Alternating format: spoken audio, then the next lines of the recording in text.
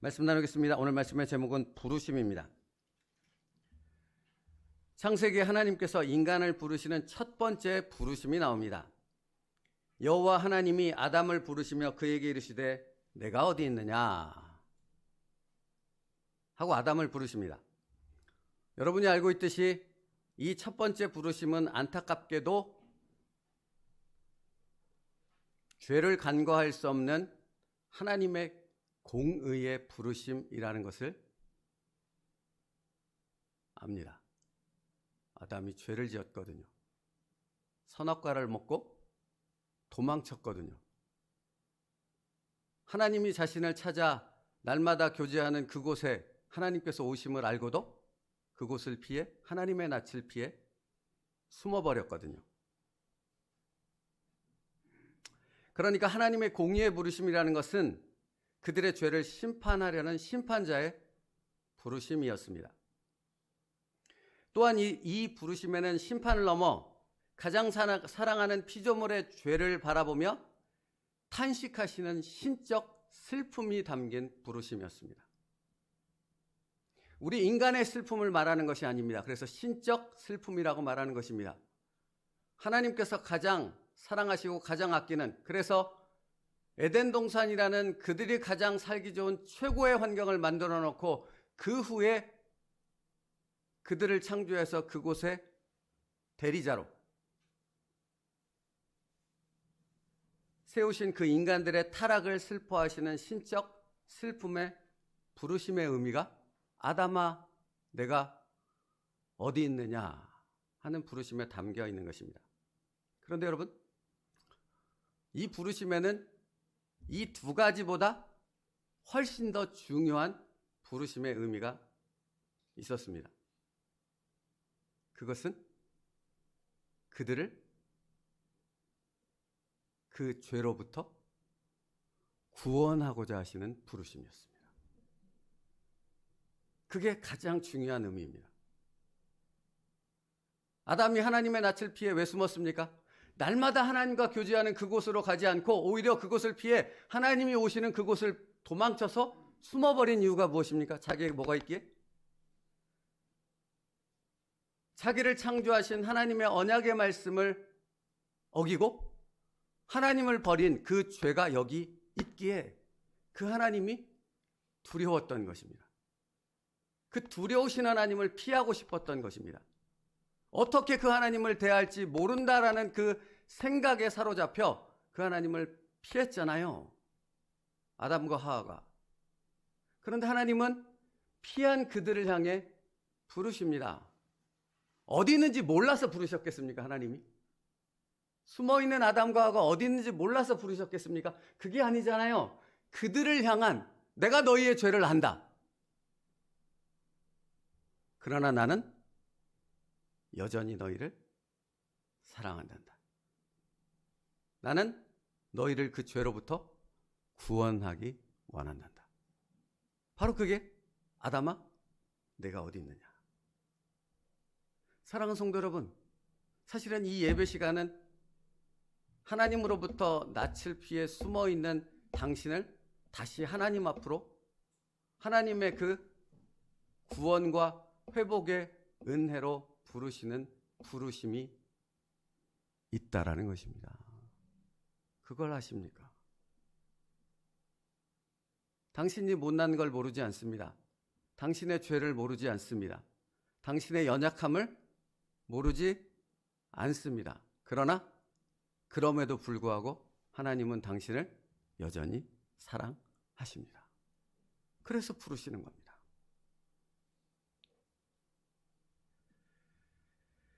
여러분, 그러니까 이 부르심을 묵상할 때 우리는 무엇을 기억해야 되는가? 아담이 하나님을 찾아간 것이 아니라 하나님이 아담을 찾아오신다는 겁니다. 언제나 그렇습니다. 내가 하나님을 찾아가지 않습니다. 나는 절대 하나님을 찾아가지 않아요. 그냥 죄 가운데 내 그 삶의 짐과 죄의 짐과 나의 연약함과 나의 부족함의 그 모든 짐을 다 짊어지고 그냥 그 자리에서 그걸로 인해 자멸하여 죽는 그 어리석은 삶을 선택하는 그것을 살아갈지언정 하나님은 찾아가지 않아요. 미련해서, 어리석어서. 근데 하나님은 그런 나를 가만히 둘 수 없는 거죠. 찾아오십니다. 나를 부르십니다. 그러니 여러분, 이 하나님을 안다면 그 하나님의 부르심이 들릴 수밖에 없고, 그 부르심 앞에 내가 어찌해야 될꼬. 그러니까 여러분, 성령을 받은 사람들이 사도행전에 오순절 성령의 역사로 사도들이 충만해서 복음을 전할 때 그 복음을 들은 사람들이 그 복음 앞에, 성령의 임재 앞에 무엇이라고 반응했습니까? 내가 어찌할꼬? 그건 슬픔입니까? 괴로움입니까? 짜증과 원망입니까? 아니지 않습니까? 하나님의 그 부르심 앞에 자기의 민낯이 드러남에 하나님 앞에 자기를 온전히 세워놓는 순종의 부르심인 거죠.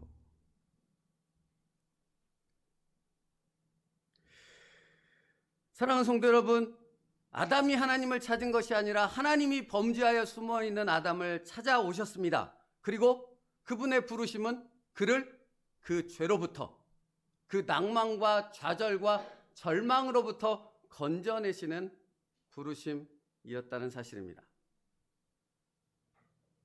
지금도 하나님은 나를 부르십니다.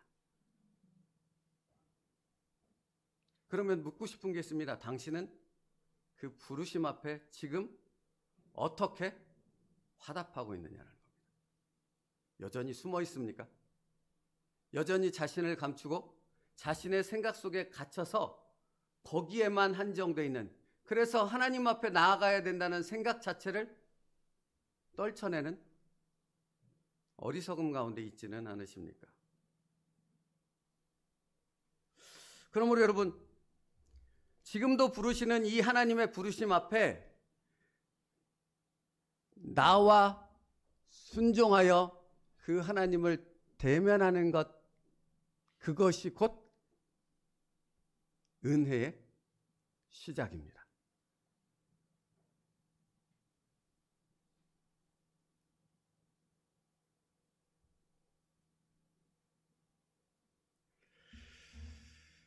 그러므로 여러분, 먼저 자신이 이 엄청난 은혜의 부르심 앞에 서 있다는 사실을 깨달아야 하는 거죠. 이 말이 되는 거예요.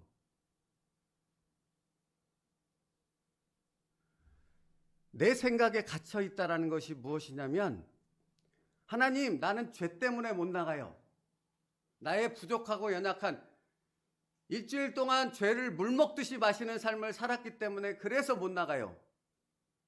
이것도 미련한 것이고. 하나님, 이해할 수 없어요. 길이 안 보이는데 어떻게 가라고 하십니까? 어떻게 나가야 될지 모르겠는데 어떻게 나아가라고 하십니까? 보이지 않는데, 들리지 않는데, 아무것도 확신할 수 없는데 어찌 나가라고 하십니까? 그래서 나오라고 하는 겁니다. 무엇으로? 믿음으로. 믿음으로요. 놀라운 것은 여러분, 성경을 보십시오. 뭐가 보여서, 뭐가 이해가 돼서, 뭐가 확신이 돼서, 증거가 생겨서 나가는 그런 것을 순종이라고 말하지 않는다고요. 뭐가 순종이에요? 아무것도 안 보이는데 믿음으로 첫 발을 내딛는 것. 그게 요단강 아닙니까? 그게 홍해 아닙니까? 그게 믿음의 선진들이 걸었던 그들의 삶 아니었습니까?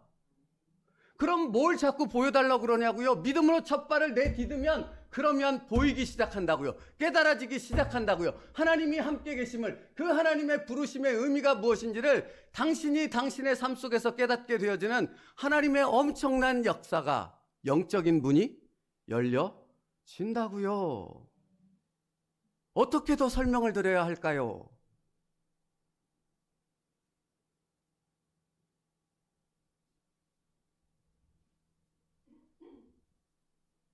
여러분, 그러니까 사실은 이 부르심, 나를 부르시는 이 부르심에 하나님이 계시다는 사실을 깨닫게 되어졌을 때, 그때부터 이미 은혜가 나타나요. 어떤 은혜가 나타나는지 아십니까? 내가 영적 기갈과 영적 무지함 가운데 아무것도 모르는 상태로 있는 나인지, 내가 죄 가운데 하나님 앞에 숨어 있는 나인지, 아니면 하나님의 그 말씀 앞에 그 진실로 순종하는 온전한 믿음 가운데 서 있는 하나님의 빛을, 예수 그리스도의 생명의 빛 앞에 서 있는 자인지를, 그런 내가 내 현주소가 어디인지를 그 부르심 앞에 섰을 때 알게 된다고요. 그러면 보이는 거죠. 가야 될 길이, 가야 될 방향이 보인다고요. 그러나 그 부르심 자체를 외면해버리면 아무것도 보이지 않는, 아무것도 믿지 않는 사람들과 동일한 암흑 가운데, 소망 없는 가운데 그냥 죽음을 향해 달려가는 인생밖에는 될 수 없는 거에 똑같은 거예요. 그러니까 여러분, 다시 말씀드리지만 예배란 하나님의 부르심을 듣는 자리입니다. 내 필요를 얘기하는 자리도 아니고 내 고집과 내 상황을 얘기하는 자리도 아닌 것이고, 하나님의 부르심 앞에 온전히 나를 세워놓는 것이고, 그 부르심 앞에 나를 세워놓으면 내가 보인다니까요. 하나님이 나를 보이신다니까요. 그러니까 창세기, 그러니까 시간이 없어서 제가 다 읽어드리지 못하지만 창세기의 그 선악과를 범하고 하나님이 아담을 부르는 그 장면을 보시라고요. 아담을 부르신 다음에 하나님께서 그 아담에게 낱낱이 그의 영혼의 상태를 정확하게 보여주신다는 겁니다. 하나님의 부르심 앞에 선 아담 앞에. 그러니까 예배란 하나님의 부르심 앞에 자신을 세워놓는, 그래서 하나님 앞에 온전한 제물로 서는 자리가 바로 이 예배의 자리입니다. 승주야, 절반으로 깎인다. 우리만 아는 얘기입니다.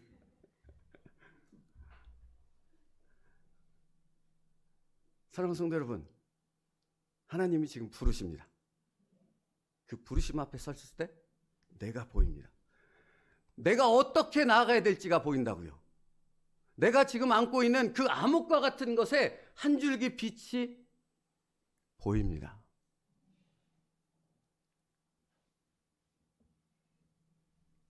그래서 신명기 띄워주세요. 신명기 30장 19절 이런 말씀이 기록되어 있는 겁니다.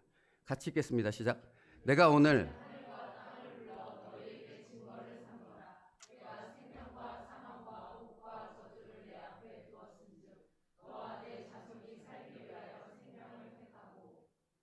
보십시오.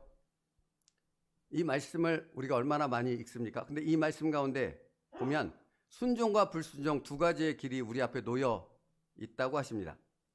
내가 생명과 사망과 복과 저주를 내 앞에 두었은즉. 그렇다면 여러분, 순종과 불순종 둘 중에 하나 선택하라는 말씀입니까? 하나님의 말씀 앞에 yes, 오와 no 둘 중에 하나 선택하면 돼, 이 얘기냐고요. 그렇지 않습니다. 늘 말씀드리지만 내가 생명과 사망과 복과 저주를 내 앞에 두었은즉, 그 다음에 이어지는 말씀이 무엇입니까? 너와 내 자손이 살기 위하여 생명을 택하고 라고 말하지 않습니까? 근데 여러분, 이 말씀을 예수 그리스도와 연결져서 생각하면 무엇입니까? 예수 그리스도가 오셨죠. 예수 그리스도로 말미암아 여기 무엇이 생겼습니까? 여기 무엇을 가진 자가 되었습니까? 영원한 생명, 하나님의 영생을 가졌습니다. 그러면 생명을 갖기 위해 순종과 불순종을 선택해야 될 이유가 있습니까? 없지 않습니까? 이미 가졌는데. 그러므로 이 말씀은 이미 가진 그 생명을 가진 자답게 우리에게는 한 가지 길밖에 없다라는 말씀을 하고 있는 거죠. 뭐밖에 없어요, 여러분? 그게 생명을 가진 자들의 선택입니다. 결정입니다. 생명이 없는 자들은 끊임없이 순종과 불순종, 예스와 노를 놓고 저울질하겠죠. 근데 생명을 가진 자라면 전능하신 하나님 앞에 순종뿐이라는 사실을, 그러므로 그 하나님께서 그 전능하심을 순종하는 나의 삶에 드러내신다라는 사실을 믿음으로 신뢰하며 한 걸음을 내딛는 것이지요. 그래서 여러분, 요한일서 5장 12절은 이렇게 기록되어 있는 것 아닙니까? 아들이 있는 자에게는 생명이 있고 하나님의 아들이 없는 자에게는 생명이 없느니라. 요한복음 5장 24절이요. 이거 같이 읽겠습니다. 시작. 내가 진실로 진실로 너희에게 이르노니 내 말을 듣고 또 나 보내신 이를 믿는 자는 영생을 얻었고 심판에 이르지 아니하나니 사망에서 생명으로 옮겼느니라. 그러니까 이렇게 말하는 것입니다. 믿음으로 생명이 내 안에 임한 것입니다. 그러므로 그 생명을 가진 자는 뭘로 살아요? 믿음으로. 믿음으로.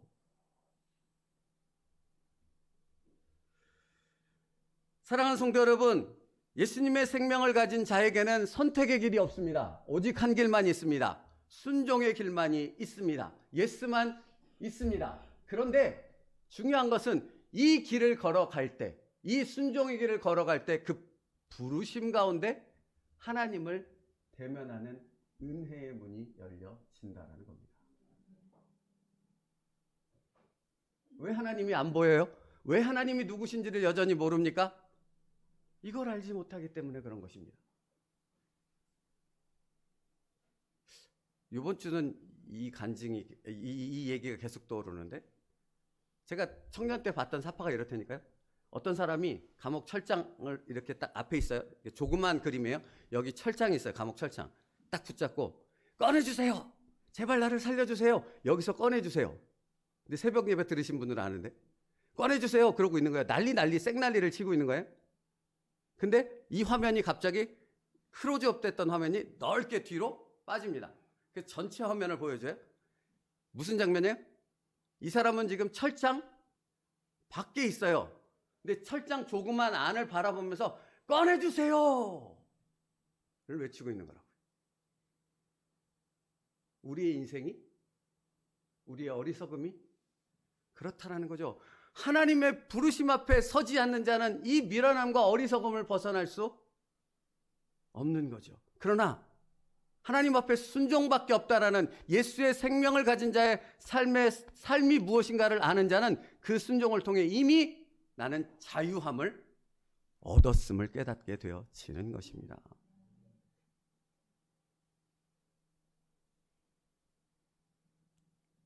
그래서 이번 주 새벽 내내 드렸던 말씀이 이것입니다. 믿음이란 하나님의 말씀 앞에서 회개하고 돌이키는 것이다. 그게 믿음이라고요. 다른 것이 믿음 아니라고요.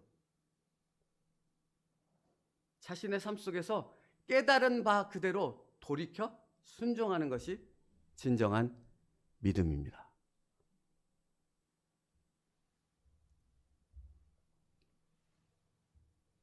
그러니까 여러분, 아담아, 내가 어디 있느냐? 그것을 통해 아담의 죄의 민낯을 아주 철저하게 하나님이 드러내시잖아요. 드러내시는 목적은 무엇입니까? 이거 계속 말씀드렸는데, 드러내심의 목적은 무엇입니까? 싸매고 고치고 회복시키기 위함입니다. 그러니까 할렐루야죠.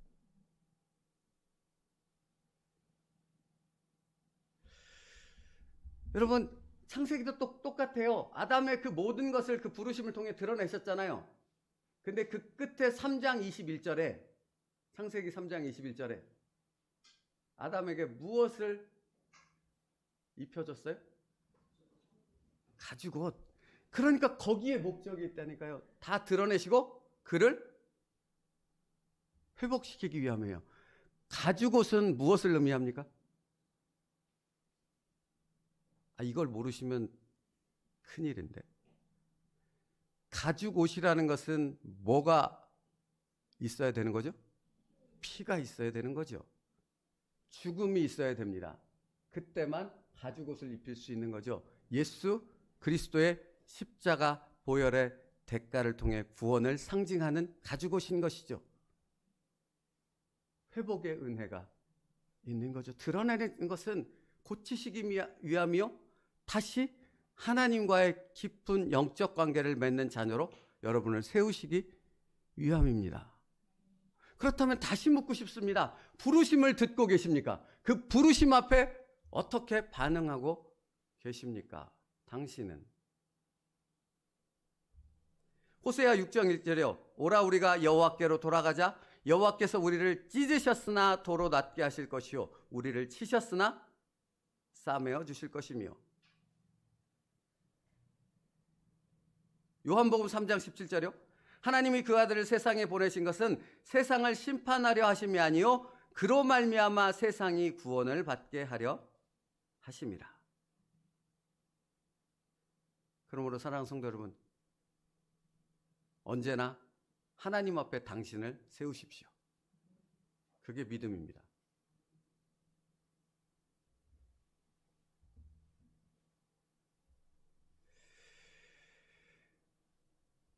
새벽에 챔버스 목사님이 이런 표현을 쓰시더라고요. 참 하나님 앞에서 멋진 분이세요. 이렇게 표현했어요.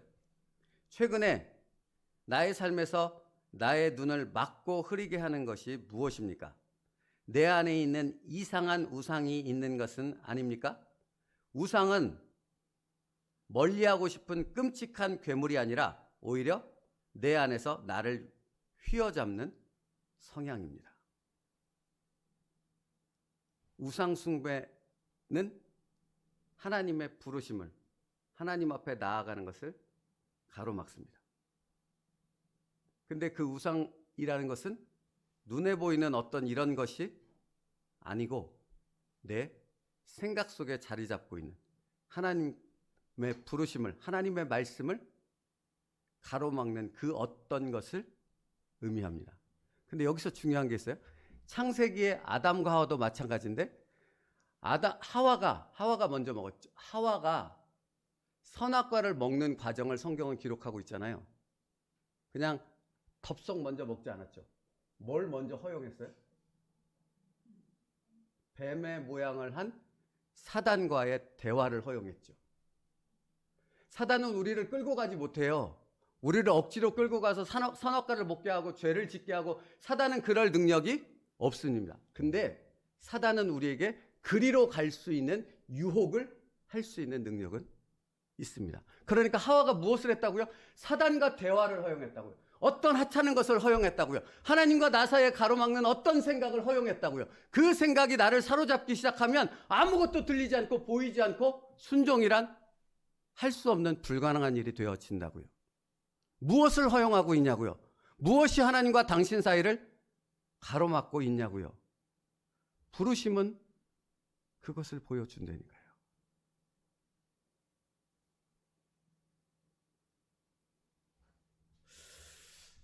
그러므로 사랑하는 성도 여러분,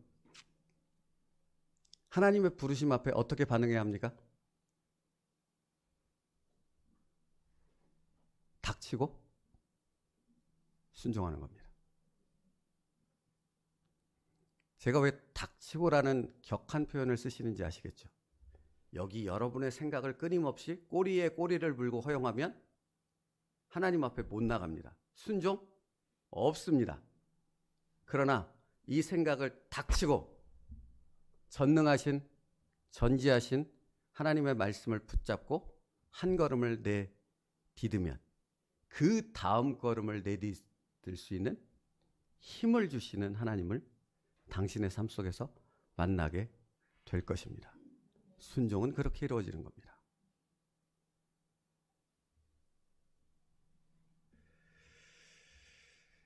그래서 이사야 55장 1절과 3절은 이렇게 기록되어 있는 겁니다. 같이 읽겠습니다. 이사야 55장 1절로부터 1절과 3절입니다. 같이 읽겠습니다. 시작.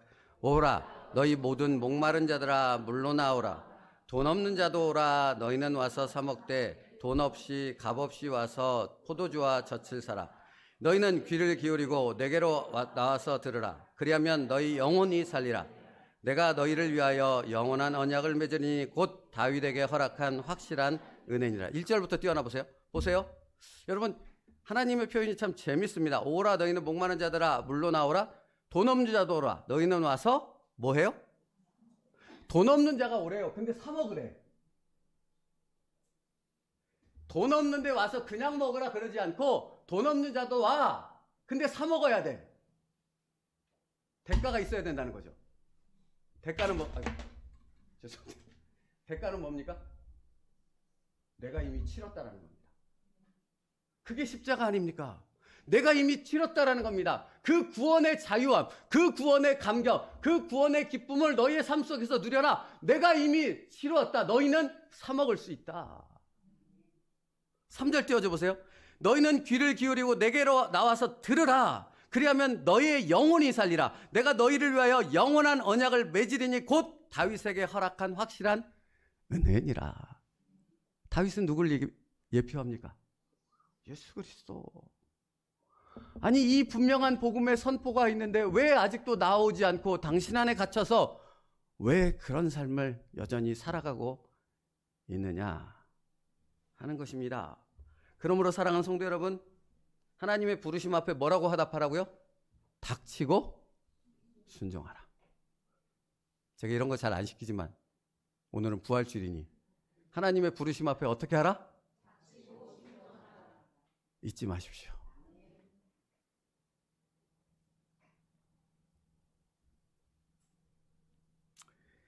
여러분, 닥치고 무조건적 순종으로 하나님 앞에 나아갈 때 이 말씀이 비로소 여러분의 삶에서 깨달아지는 거예요. 로마서 8장 32절.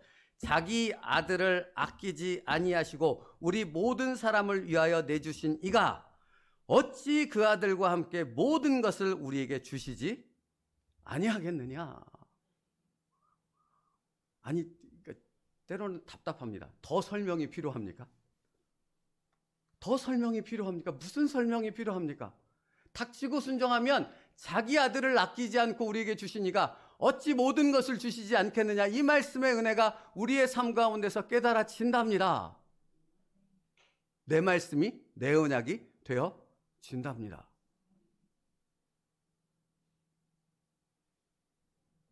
말씀 마치겠습니다. 오늘은 부활주일입니다. 부활의 영광은 십자가 없이는 없습니다. 부활의 영광은 십자가의 죽음 없이는 절대로 없다고요. 그러므로 사랑하는 성도 여러분, 나는 날마다 죽노라 라고 고백하던 사도 바울처럼 십자가 앞에서 예수님과 함께 이미 죽었음을 선포하고 날마다 그 죽음을 인정하는 삶을 살아갈 때 우리는 부활의 영광을 누리는 자가 될 수 있습니다. 그러면 오늘 본문 말씀에 예수님이 이렇게 부르세요. 너희가 나를 택한 것이 아니고 내가 너희를 택하여 세웠나니 내가 너를 지명하여 불렀나니 너는 내 것이라. 이 하나님의 부르심은 바로 이 부활의 영광을 누리게 하기 위함인 줄 믿습니다. 그런데 기억하시라고요. 이 부활의 영광은 뭐가 없이는 안 된다고요? 십자가의 죽음이 없이는 안 된다고요.